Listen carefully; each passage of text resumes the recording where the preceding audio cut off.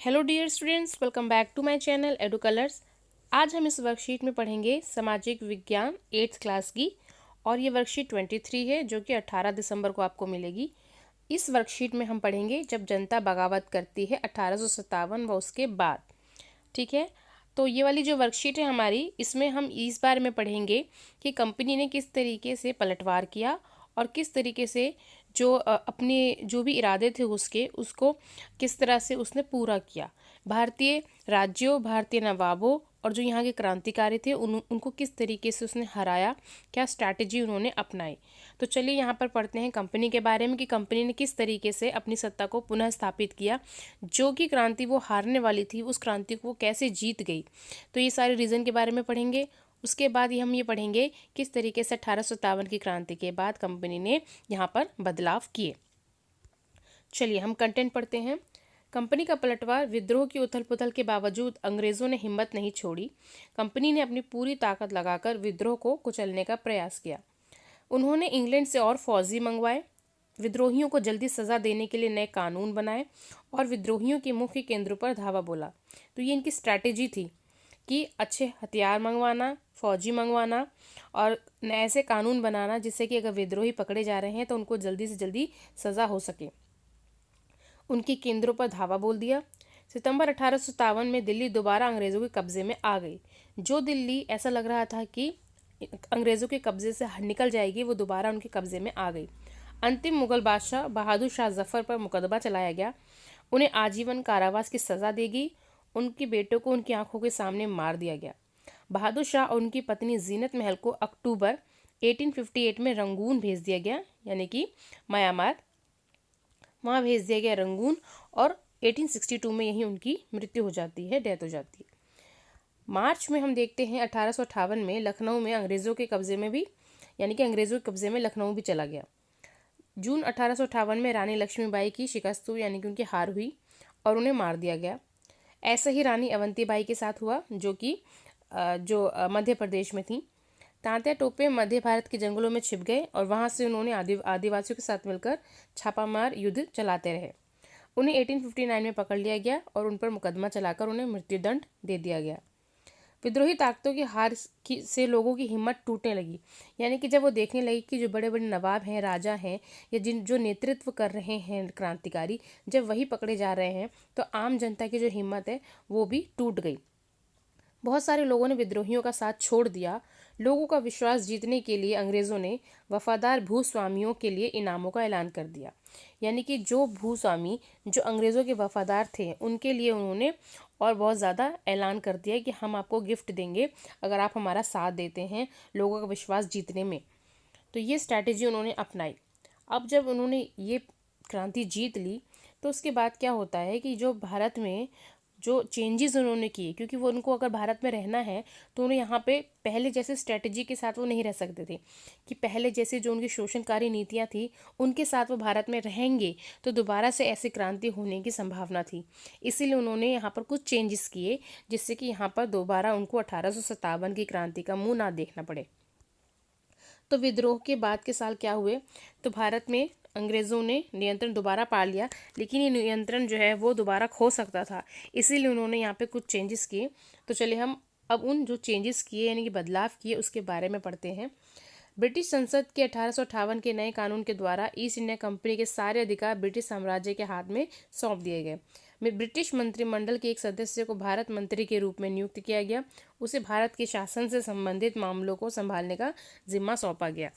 यानी कि क्या हुआ कि जो यहाँ पर ब्रिटिश संसद हुआ करती थी उसने ईस्ट इंडिया कंपनी के जो यहाँ पर उन्होंने व्यापार करने के अधिकार दे रखे थे वो ईस्ट इंडिया कंपनी को ख़त्म कर दिया। यानी कि अब जो भारत का साम्राज्य है वो कौन देखेगा, वो देखेगी क्वीन, यानी कि वहाँ की जो क्राउन, ठीक है ना, जो वहाँ की रानी है, क्वीन है, वो वहाँ का पूरा जो भारत का साम्राज्य है वो देखेगी। और ईस्ट इंडिया कंपनी की जो पावर थी, जो शक्ति थी, उसको बिल्कुल पूरी तरीके से ख़त्म कर दिया गया।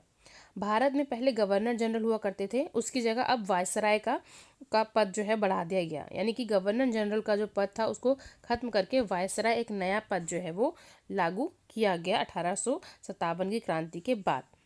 इस प्रकार उसे इंग्लैंड के राजा रानी का निजी प्रतिनिधि घोषित कर दिया गया।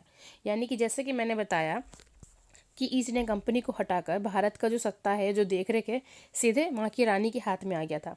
तो उस रानी का एक तरीके से प्रतिनिधि था ये वायसराय, जो कि भारत में काम करेगा गवर्नर जनरल के बदले। तीसरा पॉइंट है, देश के सभी शासकों को भरोसा दिलाया गया कि भविष्य में कभी भी उनके क्षेत्र को कब्जा नहीं किया जाएगा। ठीक है, जैसे कि अवध को कब्जा किया, झांसी को कब्जा किया, उसी तरीके से यहाँ के शासकों को ये भरोसा दिलाया गया कि हम आपके क्षेत्रों को अब कब्जे में नहीं लेंगे। उन्हें अपनी रियासत, अपने वंशजों, यहाँ तक कि अपने दत्तक पुत्रों को सौंपने की भी छूट दे दी।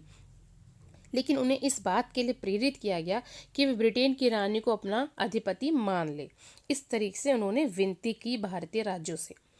सेना में भारतीय सिपाहियों का कद और कम कर दिया गया, अनुपात कम कर दिया गया, और यूरोपीय सिपाहियों की संख्या जो है वो बढ़ा दी गई। यानी कि मान लीजिए पहले जो कुछ सैनिक हुआ करते थे भारतीय, अब उनमें सेना में भारतीय सैनिक की जगह यूरोपीय सैनिकों की संख्या को और बढ़ा दिया गया।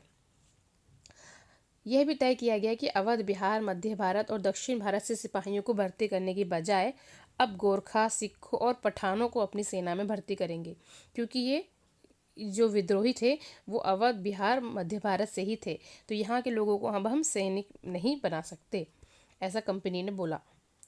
मुसलमानों की संपत्ति और ज़मीन बड़े पैमाने पर जब्त की गई। यानी कि जो मुसलमान थे उनकी संपत्ति और ज़मीन को हड़प लिया गया। उन्हें एक ऐसी निगाह से देखा गया कि जैसे सारा जो क्रांति हुई है इन्होंने ही किया है। अंग्रेज़ों को लगता था कि उनके सबसे बड़े दुश्मन हैं। अंग्रेज़ों ने फैसला किया कि भारत के लोगों के धर्म और सामाजिक रीति रिवाजों का सम्मान करेंगे। जिस तरीके से उन्होंने यहाँ पर भारतीयों को क्रिश्चियन बनाना चाहा, या सती प्रथा को बैन किया, विधवा पुनर्विवाह को चालू किया, तो ये सारी जो सामाजिक कुरीतियाँ थीं या कुछ ऐसी बातें थीं जिनमें लगता था भारतीयों को कि अंग्रेज़ जो हैं वो बहुत ज़्यादा हस्तक्षेप कर रहे हैं, तो इन मामलों में अंग्रेज़ों ने कहा कि हम हस्तक्षेप की नीति अपनाएंगे और हम इन भारतीय मामलों के सामाजिक मुद्दों में नहीं पड़ेंगे, ना ही धार्मिक मुद्दों पे हम कुछ बोलेंगे। भूस्वामी और जमींदारों की रक्षा करने तथा ज़मीन पर उनके अधिकारों का स्थायित्व देने के लिए नई नई नीतियाँ बनाई गई। इस प्रकार 1857 के बाद इतिहास का एक नया चरण शुरू हुआ। यानी कि पहले हमने पढ़ा किस तरीके से कंपनी ने पलटवार किया, और उसके बाद हमने पढ़ा किस तरीके से कंपनी को ख़त्म करके और बहुत सारी चीज़ें जो हैं वो भारत में ईस्ट इंडिया कंपनी, यानी कि जो क्राउन है, अब सीधे क्राउन के हाथ में चला गया है सारी पावर। तो क्राउन ने किस तरीके से यहाँ पर बदलाव किए, क्या क्या चेंजेस हुए, वो हमने सारा पढ़ लिया है। चलिए अब हम बढ़ते हैं प्रश्नों की ओर। पहला प्रश्न है, अंग्रेज़ों ने 1857 के विद्रोह को कुचलने के लिए क्या क्या किया? तो कंपनी ने अपनी पूरी ताकत लगाकर विद्रोह को कुचलने का फैसला किया। उन्होंने इंग्लैंड से और फौजी मंगवाए, विद्रोहियों को सज़ा देने के लिए नए कानून बनाए, विद्रोहों के मुख्य केंद्रों पर धावा बोल दिया। इस तरह सितंबर 1857 में दिल्ली जो है दोबारा अंग्रेज़ों के कब्जे में आ गई। ठीक है, तो उन्होंने इस तरीके से अपना जो भी नीति अपनाई, जिसकी वजह से दिल्ली उनके पास दोबारा आ गई। अगला प्रश्न है, आरंभिक महीने में प्राप्त सफलता के बावजूद 1857 का विद्रोह असफल क्यों हो गया? स्वयं सोचकर लिखिए। यानी कि ऐसे क्या रीज़न थे जिससे कि 1857 का जो विद्रोह है वो असफल हो गया और अंग्रेज़ जीत गए? पहला, विद्रोहियों के पास साधन अंग्रेज़ों की अपेक्षा अत्यंत सीमित थे। यानी कि जो भारतीय थे उनके पास जो हथियार थे, संसाधन थे, बहुत कम थे। विद्रोहियों के पास त्याग, बलिदान की भावना वाले सैनिक थे, किंतु उनका रण कौशल अंग्रेज़ों जैसा नहीं था। अंग्रेज़ों के पास अच्छे हथियार, एक प्रशिक्षित ट्रेनिंग लिए हुए यूरोपीय सैनिक थे जो रणनीति एवं कूटनीति में दक्ष थे, जबकि विद्रोही केवल मरना जानते थे, लड़ना नहीं। यानी कि उनकी भावना तो थी कि हमें मरना है, लेकिन किस तरह से लड़ना है, जीतना है, वो स्ट्रैटेजी भारतीयों में नहीं थी। बहुत से भारतीयों का अंग्रेजी सत्ता से जा मिलना, यानी कि कुछ लोगों ने विश्वासघात किया और वो भारतीयों के वफादार नहीं बने और अंग्रेज़ों के वफादार बन गए, जिससे कि कुछ लोगों की वजह से जो यहाँ की नीतियाँ हैं वो अंग्रेज़ों को पता चल गई, और इस तरीके से 1857 का जो विद्रोह है वो भारतीय हार गए। तीसरा प्रश्न है, 1857 के स्वतंत्रता सेनानियों के साथ क्या हुआ? तो हम पहले देखते हैं कि जो बहादुर शाह जफ़र हैं उनको पकड़ लिया गया और उन्हें रंगून भेज दिया गया, जहाँ पर 1862 में उनकी मृत्यु हो जाती है। उसके बाद 1858 में रानी लक्ष्मीबाई की शिकस्त होती है और इसी तरीके से रानी अवंतीबाई जो थी उनके साथ भी यही हुआ। तांत्या टोपे जंगल में चले गए जहां पर आदिवासियों के साथ मिलकर उन्होंने छापामार युद्ध पद्धति शुरू रखी और 1859 में पकड़कर उन पर मुकदमा चलाकर उन्हें फांसी दे दी गई। तो ये काम हुए 1857 के स्वतंत्रता सेनानियों के साथ। विद्रोह खत्म होने के बाद अंग्रेजों ने अपने शासन में क्या क्या चेंजेस किए। पहला, क्रांति में साथ नहीं देने वाली रियासतों को सम्मानित किया गया। ईस्ट इंडिया कंपनी का विलय यानी ब्रिटिश क्राउन के अधीन कर दिया गया। अंग्रेज भारतीय सेना का फिर से गठन करने पर मजबूर हुए, यानी कि यूरोपियों को बढ़ाकर और भारतीयों की संख्या घटाई गई।